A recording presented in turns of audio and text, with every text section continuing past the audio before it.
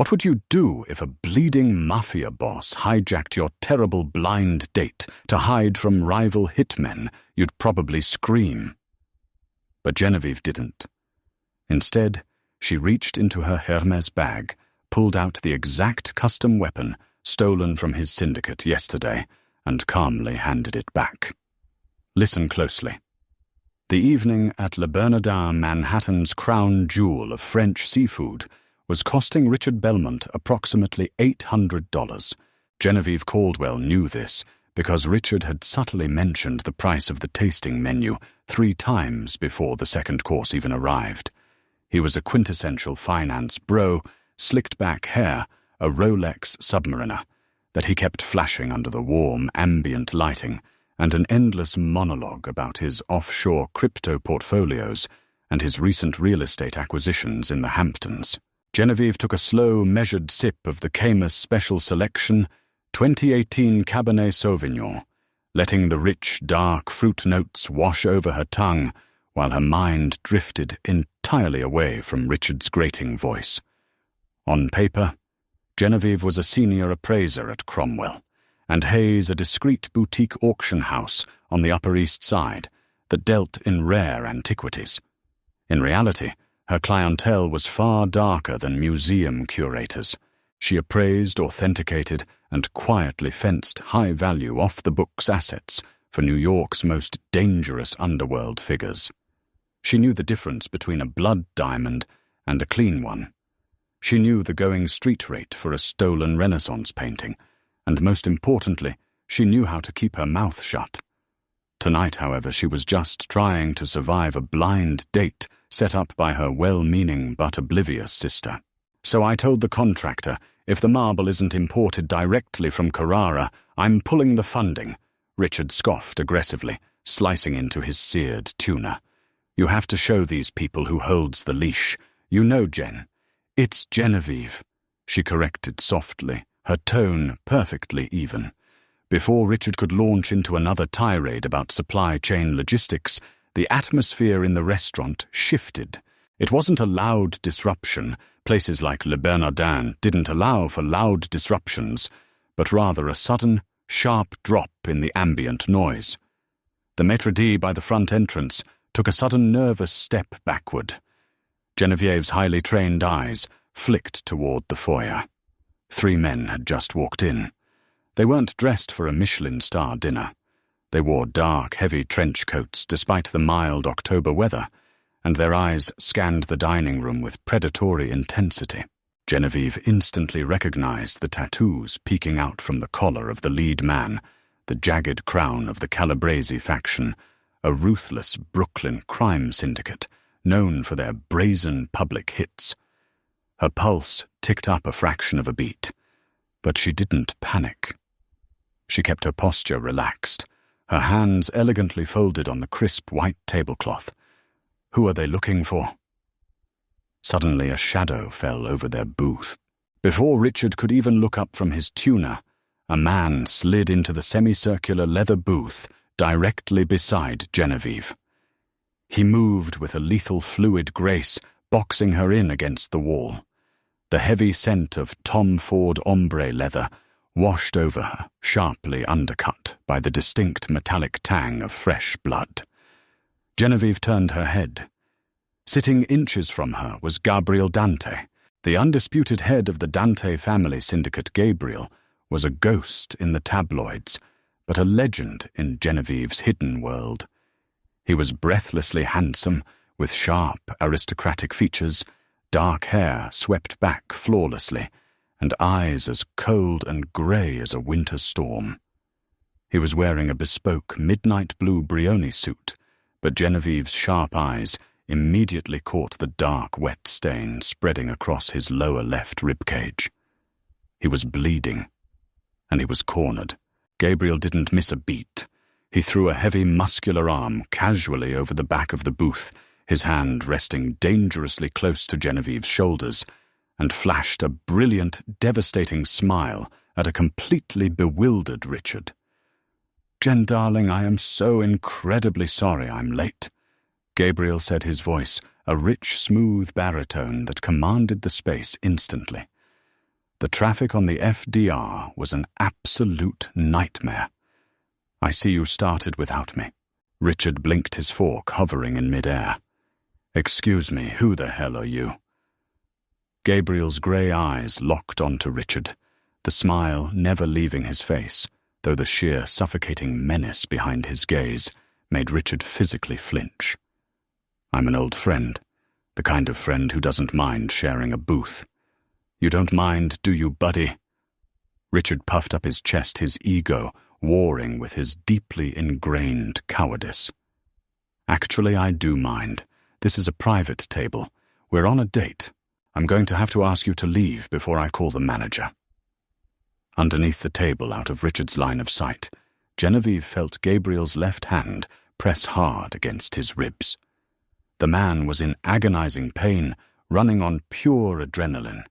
He had slipped in through the kitchen or a side door, desperately trying to blend into the crowd to evade the Calabrese hitmen who were currently terrorizing the front of house. Richard, isn't it? Gabriel purred, leaning forward slightly. The movement caused his jacket to fall open, just a fraction. Genevieve's eyes darted down. She saw the custom leather shoulder holster strapped across Gabriel's chest. It was entirely empty. The boss of the most feared syndicate on the East Coast had walked into a restaurant filled with rival assassins, and he didn't have his weapon. Yes, it's Richard. The finance bro snapped, oblivious to the lethal tension radiating from the man sitting across from him. And I don't know what kind of scam you're running, pal, but you've got 10 seconds to get out of my booth. Genevieve kept her expression entirely blank, but her mind was racing at 1,000 miles an hour. Through the elegant glass partitions of the dining room, she could see the 3 Calabrese men splitting up. They were moving methodically through the aisles, peering into the faces of the wealthy patrons, ignoring the frantic whispers of the waitstaff. They were hunting him, and they were only about 30 feet away. "Richard," Genevieve said, her voice dropping into a register of icy, absolute authority that made both men pause. "Shut up and eat your tuna." Richard's mouth snapped shut in sheer shock. He stared at her, as if she had grown a second head. Gabriel Dante, however, slowly turned his head to look at Genevieve. Up close, his eyes were mesmerizing, filled with a violent, hyper-aware intelligence. He had hijacked her table expecting a hysterical civilian. He expected her to scream or cry or blow his cover. Instead, he found a woman looking back at him with the cool, detached calculation of a chess grandmaster. "They're blocking the front exit," Genevieve murmured softly, her lips barely moving so Richard couldn't hear over the clatter of silverware. "And the kitchen staff just locked the swinging doors. You have nowhere to run." Gabriel's jaw tightened. "Just smile and pretend you're entirely captivated by me, sweetheart. They're looking for a lone wolf, not a man on a double date." "They aren't stupid," she replied, picking up her wine glass and taking another delicate sip. "They're checking every face. They'll be at this table in exactly 45 seconds. Gabriel leaned in closer, his lips brushing the shell of her ear to maintain the illusion of an intimate conversation. The heat of his body was palpable. "Then it's a good thing I'm a fast talker." "You're bleeding through your brioni," she whispered back, "and your holster is empty. You can't talk your way out of 3 armed men, Mr. Dante." Gabriel froze. The absolute stillness of his body was far more terrifying than any sudden movement. His eyes widened imperceptibly. He hadn't introduced himself. He hadn't shown her his holster.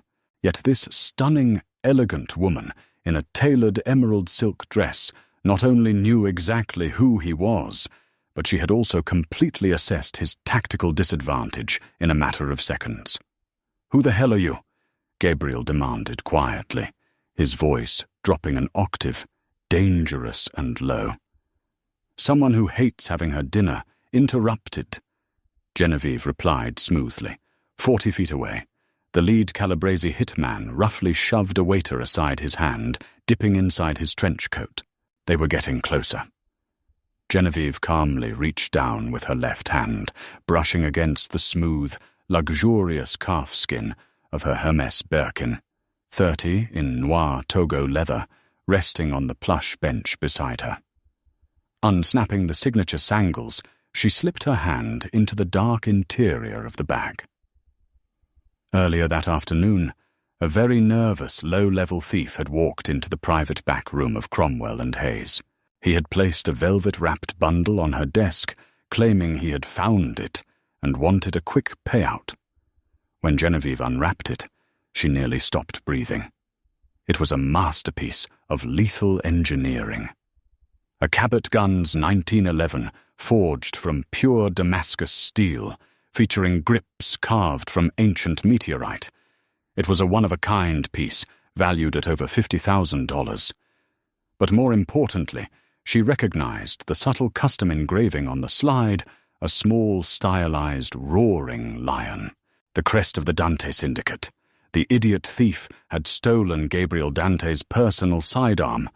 Genevieve had immediately locked the doors, bought the weapon from the terrified thief for a fraction of its worth, and planned to use it as leverage to broker a highly lucrative favor from the Dante family. She had carried it in her Birkin bag to the dinner, intending to lock it in her private safe, back at her apartment. Fate, it seemed, had a twisted sense of humor. Underneath the heavy linen tablecloth, Genevieve grasped the cold, textured grip of the heavy pistol. She made sure the safety was firmly engaged, then slid it smoothly across the leather seat toward Gabriel's left thigh. Gabriel flinched as something heavy and metallic pressed against his leg.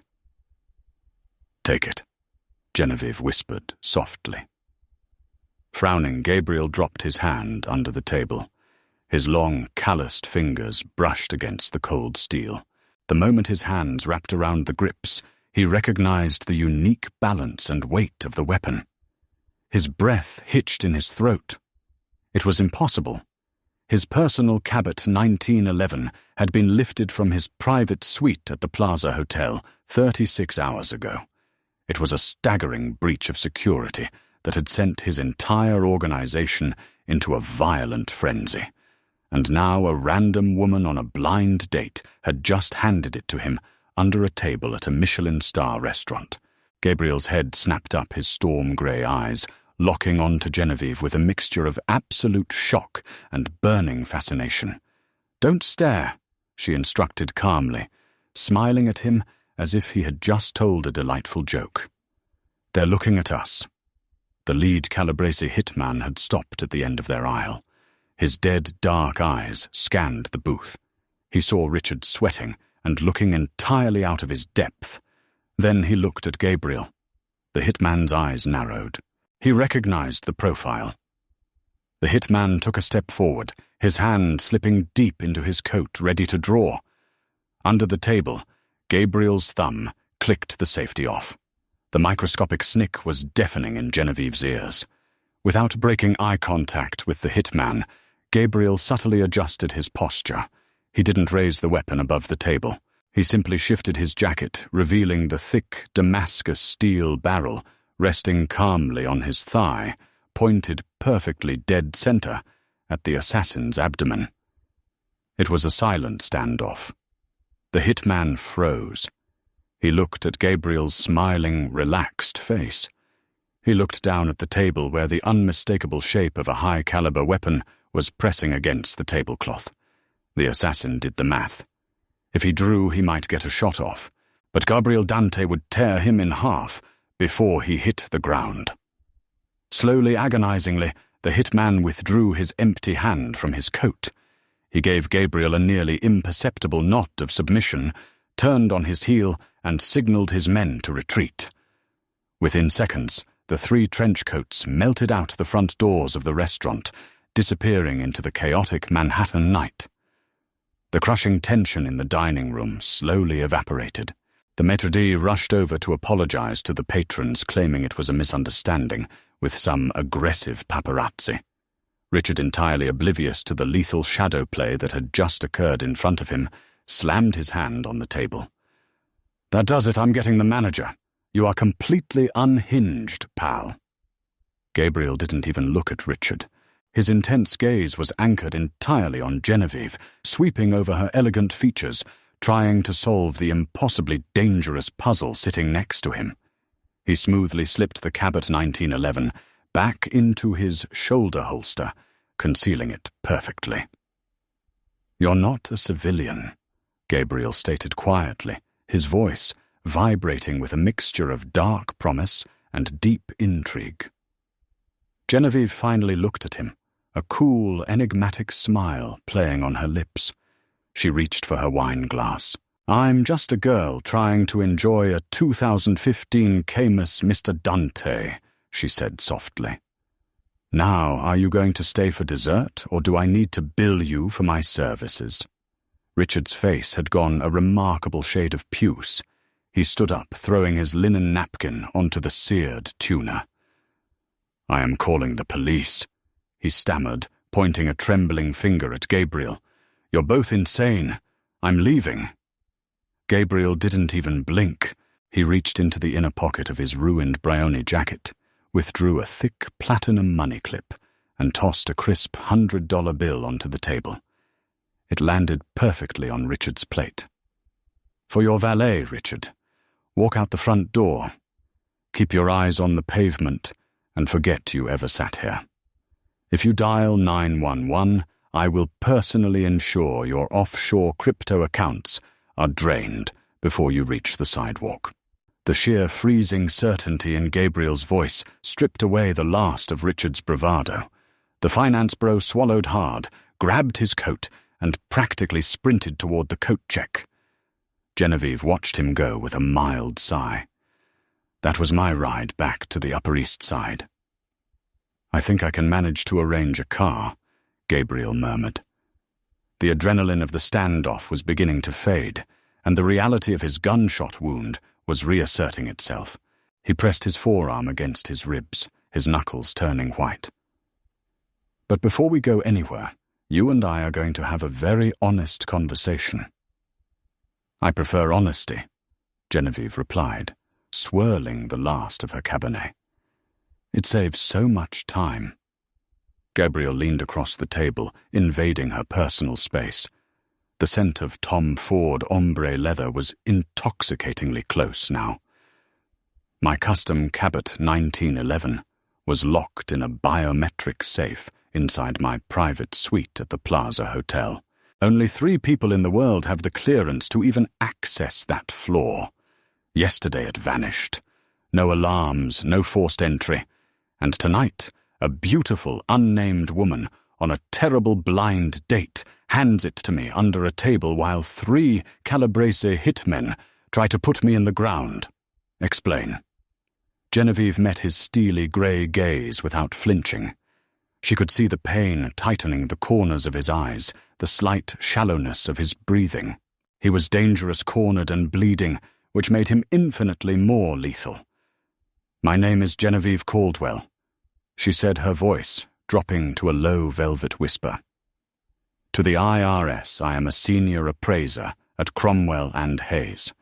To the people who actually run this city's underground economy, I am the woman you come to when you need to quietly liquidate assets that technically don't exist." Gabriel's eyes narrowed as recognition sparked in his mind. "The art dealer, that's what they call you on the street. You fenced the Romanov diamonds last spring." "I authenticate and I broker," she corrected smoothly. "This afternoon, a very sweaty low-level street thief named Tommy walked into my back office. He had your gun wrapped in velvet. He wanted $20,000 for it. He didn't know what it was, but he knew it was expensive. I recognized your family crest on the slide. I bought it off him for $5,000, intending to keep it in my private safe." Gabriel let out a harsh, cynical laugh that ended in a sharp wince. "You bought my stolen weapon from a junkie." "I secured an asset," Genevieve countered, her eyes flashing. "An asset I planned to use to negotiate a favor from the Dante Syndicate. I didn't plan on delivering it to you in the middle of a seafood restaurant. But more importantly, Mr. Dante, you are missing the most critical piece of this puzzle." "And what is that?" "Tommy the thief is an idiot," Genevieve said flatly. "He couldn't hack a toaster, let alone the biometric security of the Plaza Hotel. He didn't steal your gun. He was handed your gun." Gabriel went entirely still. The implications crashed over him like a wave of ice water. "Exactly," Genevieve whispered, leaning in so close her lips almost brushed his jaw. "Someone in your inner circle bypassed your security, took your weapon, and gave it to a street kid to fence. Why? Because they wanted you unarmed tonight. The Calabrese hitmen didn't just stumble upon you here. They knew you were having dinner at Le Bernardin. They knew your security detail was compromised, and they knew your shoulder holster was empty." Gabriel's mind raced through the roster of his most trusted men. His capos, his lieutenants, his advisors. An inside job, the ultimate betrayal. "You're bleeding through your shirt," Genevieve observed quietly, glancing down at the dark stain expanding across his ribs. "And whoever set you up is going to realize those hitmen failed. You can't go to a hospital. You can't go to your usual safe houses because your mole knows where they are." Gabriel looked at her, really looked at her. Beneath the emerald silk dress and the elegant demeanor was a mind as sharp and tactical as a scalpel. She wasn't just calm, she was 10 steps ahead. "You said you wanted a favor." "Genevieve," Gabriel said, his voice a gravelly rumble. "What is it?" "The Bratva is trying to muscle in on my territory," she said, her tone suddenly turning strictly business. "A Russian lieutenant named Sergei is demanding a 30% cut of all my high-end appraisals. I want him permanently deterred. I want the Dante family's absolute protection over my operations." Gabriel smiled, a genuine, terrifying expression that showed exactly why he was the boss. "If you get me out of here and help me find the rat in my house, Sergei won't just be deterred. He'll be a ghost." "Deal," Genevieve said. She snapped her Hermes bag shut and stood up, her posture flawless. "Now put your arm around my waist, smile for the cameras, and try not to bleed on my shoes. We're going to my private vault." The drive from Midtown Manhattan to Genevieve's secured off-the-books loft in Tribeca was a tense blur of neon streetlights and driving rain. They bypassed her residence, entirely opting instead for the reinforced industrial space she utilized strictly for storing sensitive merchandise. The second, the heavy steel deadbolts locked behind them, Gabriel's knees finally buckled. Genevieve caught him bearing the dense weight of his muscular frame. She guided the Mafia boss to a vintage leather Chesterfield sofa situated in the center of the cavernous room. The loft was a sprawling maze filled with climate-controlled crates of antiquities, Renaissance tapestries, and a formidable array of state-of-the-art surveillance equipment. "Shirt off," she ordered, moving briskly toward a stainless steel medical cabinet. Operating as an underworld fence meant occasionally dealing with clients who arrived in less than perfect physical condition. Gabriel gritted his teeth, shedding the ruined midnight blue suit jacket and unbuttoning his soaked shirt. The bullet had grazed his left side, a deep groove along his ribs. It wasn't immediately fatal, but it was bleeding heavily. Genevieve returned holding sterile gloves, medical-grade antiseptic, and a suturing kit. She worked with the exact same detached precision she reserved for repairing a microscopic tear in an 18th-century canvas. Gabriel watched her intently as she cleaned the wound, fascinated by her absolute lack of panic. "You have phenomenally steady hands," he noted quietly, his cold grey eyes fixed firmly on her face. "Don't attempt to flirt with me while I have a needle inside your flesh, Mr. Dante," she replied smoothly. "It's highly distracting." "It's Gabriel," he corrected. "And I wasn't flirting. I was making a factual observation regarding your tactical use to my organization." She tied off the final synthetic stitch, snipped the thread, and taped a gauze pad firmly over his ribs. "There, you'll live. Now we need to locate your mole before they realize you are still breathing." Genevieve walked over to a bank of encrypted monitors resting on a massive mahogany desk. Her fingers flew rapidly across the mechanical keyboard. "When the thief Tommy sold me the weapon, I pulled the security footage from the alley behind my office.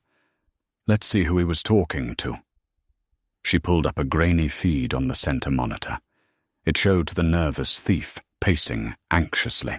A sleek black Mercedes pulled up to the curb. Gabriel stepped up silently behind Genevieve, leaning over her shoulder. The heat radiating from his chest sent an unexpected shiver down her spine. "Zoom in on his left hand," Gabriel commanded. Genevieve enhanced the digital image. As the mystery man handed over the cash, his expensive coat sleeve rode up, revealing a heavy gold watch featuring a bright sapphire dial. It was a custom Patek Philippe. Gabriel let out a slow, ragged breath. "Arthur." Genevieve looked up at him. "Arthur. Arthur Penhaligon, my chief financial advisor. He has been with my family since my father ran the syndicate." Gabriel's jaw clenched. "He's the only person besides me who had the override code for the Plaza Suite. He sold me out to the Calabrese." "Why?" Genevieve asked, analytical and cold. "Because the Calabrese faction is aggressively expanding into the seaports, and I flatly refuse to let them utilize my private docks," Gabriel stated, devoid of emotion. Arthur cared infinitely more about profit margins than morals. "With me dead tonight, Arthur flawlessly takes over the business operations as a puppet for the Calabrese." Genevieve's phone suddenly buzzed on the desk. She glanced down at the screen, her blood running cold. "Gabriel," she said slowly, "my perimeter alarms just tripped. Someone is currently coming up the freight elevator." Gabriel snatched his Cabot 1911 from the desk, racking the slide with a sharp clack. "Arthur tracked the GPS in my phone. I should have ditched the device." "He doesn't know you recovered the gun," Genevieve said, shifting into combat mode. She reached under her desk, pulling out a compact, fully suppressed Heckler & Koch MP7 submachine gun. Gabriel raised a dark eyebrow, an art appraiser who casually packs German military hardware. "I think I'm in love."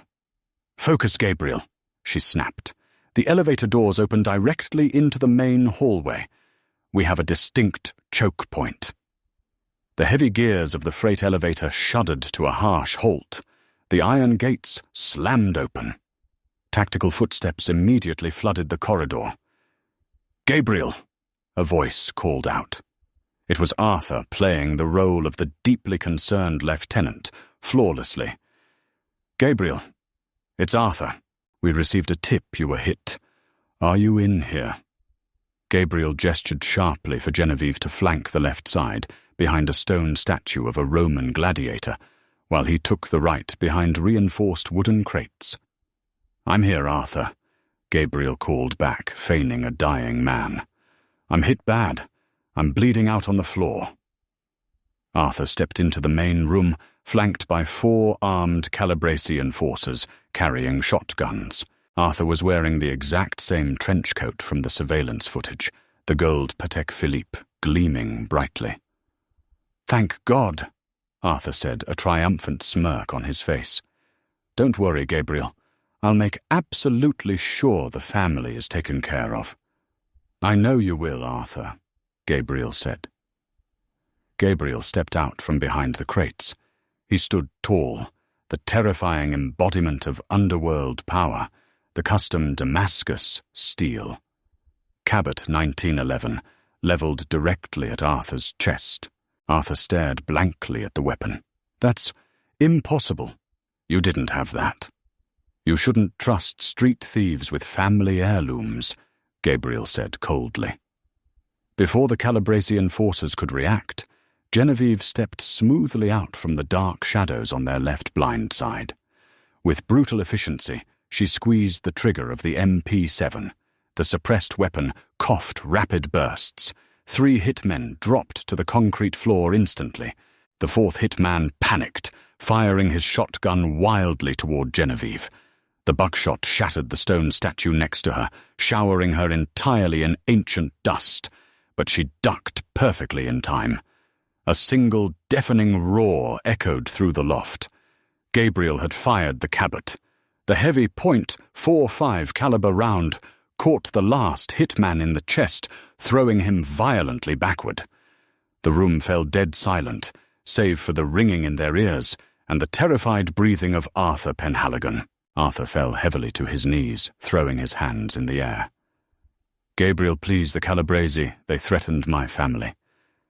Gabriel walked slowly across the floor, stopping mere inches from Arthur. "You sold my life for a percentage of the shipping docks, Arthur," Gabriel said quietly.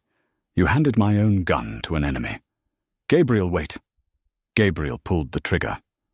Arthur collapsed silently. Gabriel stood towering over the body for a long moment. He slowly lowered the weapon, turning to look at Genevieve. She was standing amidst the stone dust, her emerald dress ruined, looking absolutely breathtaking. He walked toward her, reaching out to gently brush a streak of stone dust from her pale cheek. "You saved my life tonight, Genevieve Caldwell." Gabriel murmured, his stormy eyes locking onto hers. "You saved mine just now," she replied softly. "I suppose that makes us completely even." "Not even close," Gabriel whispered, leaning in until his lips brushed against her ear. "Sergei won't ever bother your operations again. But I have a distinct feeling we are going to be doing a lot more business together." Genevieve smiled, a slow, dangerous expression. She adjusted the lapel of his ruined shirt. "I strictly deal in high-value assets, Mr. Dante." Gabriel chuckled a low, dark sound, pressing a gentle kiss to her knuckles. "Then it is a very good thing I plan on being your most prized possession." Did Genevieve make the right move, or is she playing a dangerous game she can't win by aligning with Gabriel Dante? Let us know what you think in the comments below. If you loved this thrilling Mafia romance, hit that like button, share this story with your friends who love a good plot twist, and don't forget to subscribe to our channel for more intense, real-life drama stories every single week.